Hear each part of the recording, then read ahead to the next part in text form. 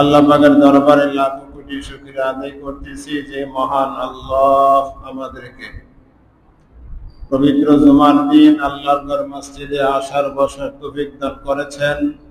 আমরা সকলেই করি আলহামদুলিল্লাহ। আমি আজকে আপনাদের সম্মুখে পবিত্র কোরআন শরীফ থেকে একখানা আয়াতে কারিমা তেলাওয়াত করেছি। এই আয়াতের মধ্যে আল্লাহ পাক রব্বুল আলামিন বলেন, লা ইন শাকারতুম লা আযীদান্নাকুম। এখানে লামে তাকিদ বলা হয়েছে, তারপরে লামের পরে কিন্তু ইন শব্দ, ইনের শর্তিয়া বলা হয়েছে। আল্লাহ বলেন লা ইন শাকারতুম, আল্লাহ বলেন বান্দা তোমরা যদি আমার নিয়ামতের শুকরিয়া আদায় করো, আযীদান্নাকুম, আমি আল্লাহ পক্ষ থেকে তোমাদের জন্য নিয়ামত বাড়াইয়া দেব। সুবহানাল্লাহ। লা ইন শাকারতুম লা আযীদান্নাকুম, যদি তোমরা আমার নিয়ামত পাইয়া নিয়ামতের শুকরিয়া আদায় করো, আমি আল্লাহ তোমাদের জন্য অবশ্যই নিয়ামত বৃদ্ধি করব। ওয়া ইন কাফারতুম ইন্না আযাবি লাশাদীদ, আর তোমরা যদি আমার নিয়ামত পাইয়া নিয়ামতের শুকরিয়া আদায় না করো, আমি আল্লাহর পক্ষ থেকে তোমাদের জন্য আযাবের ব্যবস্থা করা হয়েছে। বলেন নাউযুবিল্লাহ। এই হলো আয়াতের তর্জমা।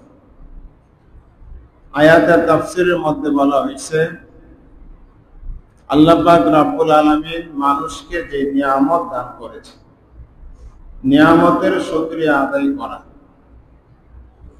নিয়ামতের শুকরিয়া সর্বপ্রথম আমরা আদায় করব আল্লাহ যে আমাকে পরিপূর্ণভাবে সব কিছু দিয়া, আল্লাহ যে আমাকে মানুষ বানাইছেন, এই জন্য এই নিয়ামতের শুকরিয়া আদায় করা আলহামদুলিল্লাহ।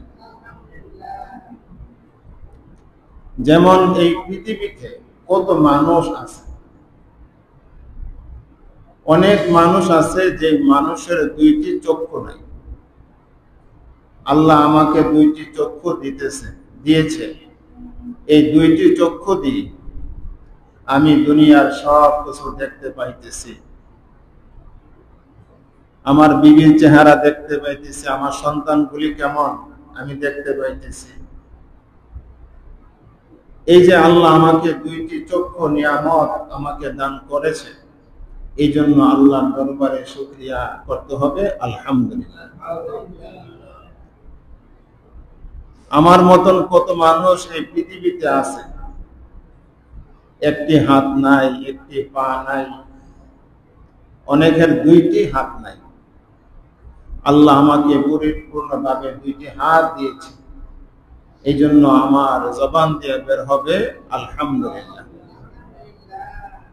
একটি পা যদি না থাকে, তাহলে আমাকে মানুষে বলবে প্রতিবন্ধী। কি বলবে? প্রতিবন্ধী। আল্লাহ আমাকে যে নিয়ামত দিয়েছেন, কোনদিন আমি আল্লাহর কাছে দরখাস্ত করি নাই, আল্লাহ তুমি আমাকে হাত দিও, পা দিও, চক্ষু দিও। আল্লাহ আমাকে এইগুলো দিয়েছেন, এই জন্য আমার জবান দিয়ে বের হবে আলহামদুলিল্লাহ।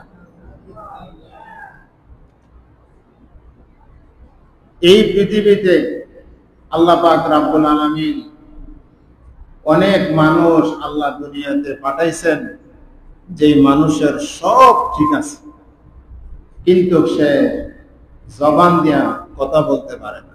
আছে না আমাদের সমাজে? এদেরকে আমরা বলি বোবা বলি, যে আর কোনো ভাষা নাই। সে নিজের ভাব, নিজের ভিতরের কষ্ট, সুখ, কোনো কিছু সে ব্যক্ত করতে পারে না। কেমন লাগে যদি আল্লাহ আপনাকে আমাকে এরকম বানিয়ে দিতেন, এই জন্য আল্লাহ দরবারে শুকরিয়া আদায় করবেন, আল্লাহ যে আমাকে জবান দিয়েছে। এই জবান দিয়ে শুকরিয়া আদায় করা, আলহামদুলিল্লাহ বলা, এই জবান দিয়ে আল্লাহ কোরআন পড়া। আল্লাহ ইচ্ছা করলে আমার জবান আবার কায়রা নিতে পারে। কবি নজরুল মৃত্যুর আগে, উনি মৃত্যুর আগে 6 বছর কথা বলতে পারেন। জাতীয় কবি কবি নজরুল, যার কথা, যার জবান দিয়ে আগুন বের হইতো, উনি এমন এমন কবিতা বানাইছেন আমাদের নবীর শানে, মক্কা মদিনার শানে, কোরআনের শানে, আজানের শানে। উনি এমন এমন কবিতা বানাইছেন, ওনার কবিতাগুলি এখনো মানুষে বিভিন্ন জায়গায় বলে, বিভিন্ন বক্তারা বলে, কিন্তু মৃত্যুর আগে 6 বছর উনি কোনো জবান দিয়া কথা বলতে পারেন নাই। এই জবান কার দেওয়া বলেন তো? আল্লাহর দেওয়া। এই জবান দিয়েছেন আল্লাহ। এই জবান দিয়ে কি আপনি মানুষ, আপনাকে আল্লাহ জবান দিয়েছে, এই জবান দিয়া কোনো মানুষকে গালি দেওয়া যাবে না। হাদিস শরীফের মধ্যে আছে, নবীজি বলেন, এই জবানের দ্বারা আল্লাহ মানুষকে সম্মান দান করে, আর এই জবানের দ্বারা মানুষ অসম্মানী হয়। আমি যদি আপনাকে সালাম দেই, এই সালাম দেওয়ার মাধ্যমে আপনি আমাকে সম্মানের সাথে ওয়া আলাইকুমুস সালাম বলবেন। আর এই জবান দিয়ে যদি আমি আপনাকে গালি দেই অথবা আপনি অন্যকে গালি দেন, এর দ্বারা আপনার ইজ্জত সম্মান কমবে না বাড়বে? এই জবানের দ্বারাই মানুষ ফুলের মালা পায়, এই জবানের দ্বারাই মানুষ জুতার মালা পায়। এই জন্য আল্লাহ আমাকে জবান দিয়েছেন, এই জবান দ্বারা আমি শুকরিয়া আদায় করব আল্লাহর দরবারে। আল্লাহ বলেন, লা ইন শাকারতুম লা আযীদান্নাকুম। বান্দারে, যত নিয়ামত তুমি পাইলা আমি আল্লাহর পক্ষ থেকে, তুমি পরিপূর্ণ মানুষ হিসাবে তুমি প্রকাশ পেয়েছ। আমি আল্লাহ তোমাকে চোখের জায়গা চোখ দিলাম, হাতের জায়গা হাত দিলাম, জবান দিয়েছি। আবার মুখের ভিতরে আমি আল্লাহ তোমাকে 32টা দাঁত দিয়েছি। দাঁতের মর্ম আছে, একটা নিয়ামত। বান্দারে, নিয়ামত যেদিন চলে যাবে, এই নিয়ামত কোনোদিন কান্দিও পাইবা না। নিয়ামত তোমার কাছে আছে। আল্লাহ বলে, নিয়ামতের শুকরিয়া আদায় করো। নিয়ামত চলে গেলে রে বান্দা, আর তুমি কান্দা কোনোদিন পাইবা না। আল্লাহ রাসূল বলেন, যে ব্যক্তি দুনিয়া থাকা অবস্থায় বেশি বেশি আল্লাহর নিয়ামতের শুকরিয়া আদায় করবে, আল্লাহ বলে তার জন্য আল্লাহর পক্ষ থেকে নিয়ামত বাড়ায়া দেওয়া হবে। হাদিস শরীফের মধ্যে আছে, 4 ব্যক্তিকে আল্লাহ পাক রব্বুল আলামিন দুনিয়াতে, আল্লাহ পাক রব্বুল আলামিন হালাল ভাবে দুনিয়া বানায়া দিবে। জোরে কোন কিভাবে? হালাল ভাবে। কিভাবে? এক ব্যক্তি সুদ খাইয়া বড় লোক হয়েছে, হালাল ভাবে বড় লোক হয় নাই, সে কেড়ে হারাম পথে বড় লোক হয়েছে। আর এক ব্যক্তি সর্দার মানুষ, ঘুষ খাইতে খাইতে খাইতে খাইতে বড় লোক হয়ে গেছে। এই বড় লোক হালাল পন্থায় বড় লোক নয়, হারাম পন্থায় সে বড় লোক হয়েছে। মানুষের সঙ্গে ধোঁকাবাজি করে, ডাকাতি করে, চুরি করে, মানুষের দাগ নাম্বার ফেস লাগাইয়া জায়গা দখল কইরা বড় লোক হয়েছে। এই বড় লোক নয়। আল্লাহ বলেন, যে সমস্ত বান্দা বান্দীদের 4টি গুণ থাকবে, আল্লাহ বলেন তাদেরকে হালাল ভাবে আল্লাহ ধনী বানায়া দিবে। 1 নম্বর হলেন, যারা নাকি দুনিয়া থাকা অবস্থায় সে সুখে আছে, দুঃখে আছে, আমাকে আল্লাহ সুখে রাখছেন। সুখে থাকা অবস্থায় আল্লাহ আমাকে অসুস্থ দিয়েছেন। দুঃখে থাকার অবস্থায়, সর্ব অবস্থায় যেই ব্যক্তি আল্লাহর শুকরিয়া আদায় করে, ওয়া আলা রাব্বিহিম ইয়াতাওয়াক্কালুন। সুখে দুঃখে যেই ব্যক্তি আল্লাহ রাব্বুল আলামিনের দরবারে শুকরিয়া আদায় করে, আলহামদুলিল্লাহ বলে, আল্লাহ বলেন তাকে দুনিয়াতে আমি আল্লাহ হালাল ভাবে ধনী বানায়া দেব। বুঝে আসছেন কথাটা? 2 নম্বর হলেন তুনফিকা মালি, যে ব্যক্তি বেশি বেশি পরিমাণ আল্লাহ রাস্তায় দান খয়রাত করে। আবার দানটা হইল ফাআফাহা, যে ব্যক্তি গোপনে গোপনে আল্লাহ রাস্তায় দান করে। আমি মসজিদে 500 টাকা দিলাম, মানুষে আমাকে বলবো বাহ বাহ, মুখের ছেলে 500 টাকা দিছে, এই নিয়তে মসজিদে দান করে না। মসজিদে দান করে একমাত্র আল্লাহকে খুশি করার জন্য।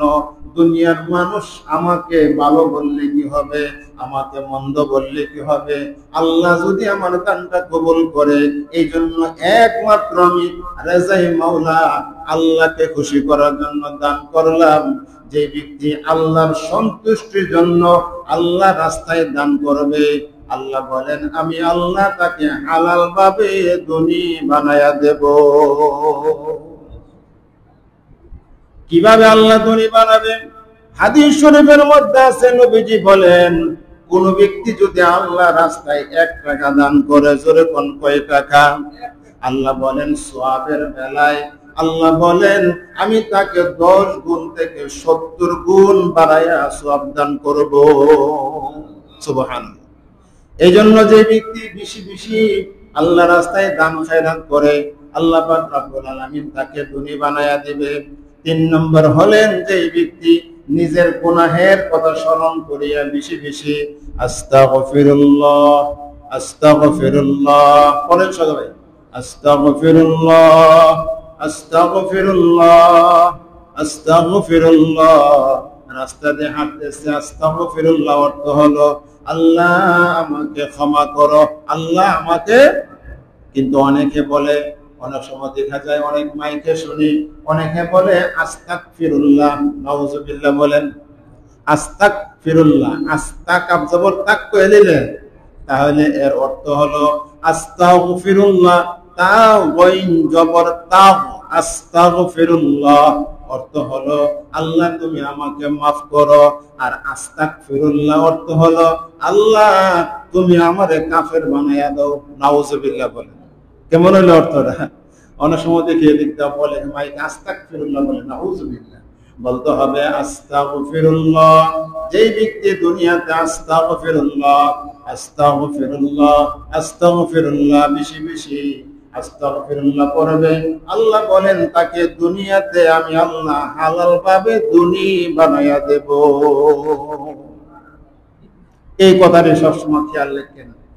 4 নম্বর হলেন আল্লাহ রাসূল বলেন যে ব্যক্তি কোন মানুষের উপকার করার জন্য সে আগ্রহী হয়, উপকার করার জন্য, মানুষের উপকার করার জন্য, কিন্তু এখন মানুষ পাওয়া যায় না। কিভাবে মানুষের ক্ষতি করা যায় এই মানুষের অভাব নাই, ঠিক কিনা বলেন? ঠিক নেই। কেমনে ক্ষতি করব? ব্যবসায়ী কেমনে ক্ষতি করব? আরেক পাড়ার কাজের মধ্যে কেমনে ব্যাঘাত ঘটাইব? ক্ষতির মানুষ অভাব নাই। আল্লাহ রাসূল বলেন যে ব্যক্তি মানুষের উপকার করবে, কোন বিনিময় ছাড়া মানুষের উপকার করবে, যে ব্যক্তি মানুষের উপকার করার জন্য আগায়া যাবে, আল্লাহ বলেন তাকে দুনিয়াতে আল্লাহ হালাল ভাবে ধনী বানায়া দেবে। হাদিস শরীফের মধ্যে আছে, আল্লাহ নবী বলেন যে ব্যক্তি কোন মানুষের উপকার করার জন্য নিয়ত করলো, যেরকম কি করলো? নিয়ত করছে তাকে আমি উপকার করব, যে কোনোভাবে তাকে আমি উপকার করব, সে যে নিয়ত করলো, এই নিয়তটা করার কারণে আল্লাহ রাব্বুল আলামিন তাকে এমন সওয়াব দান করেছে, নিয়তটা করার কারণে এমন সওয়াব দিয়েছে, 10 বছর মসজিদে থেকে নফল বন্দেগী করলে, ইতিকাফ অবস্থায় নফল বন্দেগী করলে যে সওয়াব হবে, এক মুসলমান আরেক মুসলমানের উপকার করার নিয়ত করলে আল্লাহ সেই পরিমাণ সওয়াব দান করবে। এই জন্য বলেন মানুষের উপকারার্থে সওয়াব বেশি না কম? এই জন্য মানুষের উপকার করবেন, ক্ষতির মধ্যে যাইবেন না। যদি আপনি তার ক্ষতি করেন তাহলে আল্লাহ আপনার ক্ষতি করবেন। এই জন্য আমি সবাইকে বলবো, যদি আপনি এই কাজগুলি করতে পারেন, তাহলে আল্লাহ পাক রব্বুল আলামিনের পক্ষ থেকে আপনার ইজ্জত সম্মান আল্লাহ বাড়ায় দিবে। এখানে তাফসীরের মধ্যে আছেন আল্লাহ বলেন না ইন শাকারতুম লা আযীদান্নাকুম, আমরা আল্লাহর শুকরিয়া আদায় করব কি করব না বলেন তো? যত নিয়ামত আল্লাহ আমাকে দিয়েছেন এই নিয়ামতের শুকরিয়া যদি আমি করতে পারি আল্লাহর পক্ষ থেকে নিয়ামত আমার জন্য বাড়ায়া দিবেন। সুবহানাল্লাহ।